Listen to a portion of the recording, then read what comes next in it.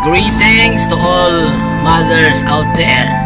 Sabi po ng Proverbs chapter 31 verse 10, mga kapatid, a wife of noble character who can find, she is worth far more than rubies.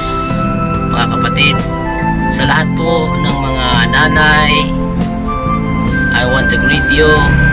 Happy Mother's Day to all of you, mga nanay. Sabi po ng Bible, mahirap makakita ng mabuting asawa, mga kapatid. Sabi ng Bible, higit sila na mamahaling, alahas ang kanyang halaga.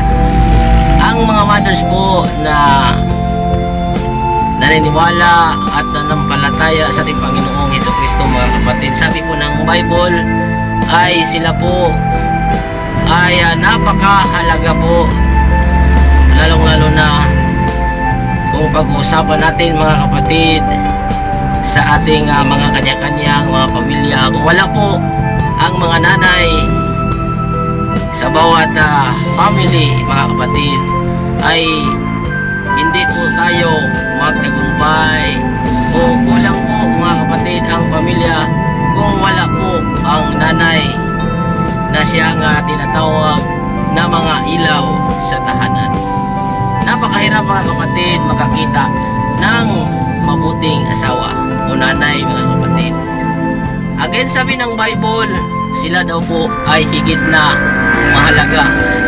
Sabi ng Bible na sila ay mamahaling alahas.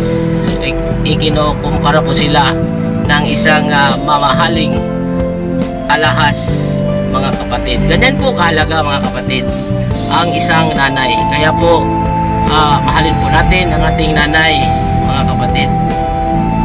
Mahalin natin ang ating mga asawa, at tayo naman, mga anak, mahalin natin ang ating mga nanay, ang ating mga mothers. Habang sila ay nabubuhay, mga kapatid, ay ipanaman natin sa kanila na sila ay mahal po natin, mga kapatid. Napakahalaga, mga kapatid. At mahirap, alam naman natin na mahirap talaga kung wala na ang ating nanay, mga kapatid. Kaya po, mga kapatid, sa araw po ito, mga kapatid, I want to greet all mothers. Happy Mother's Day to all mothers. Maraming salamat, mga kapatid. At today, Sunday, magsamba po tayo sa ating Panginoon, mga kapatid. God bless, mga kapatid.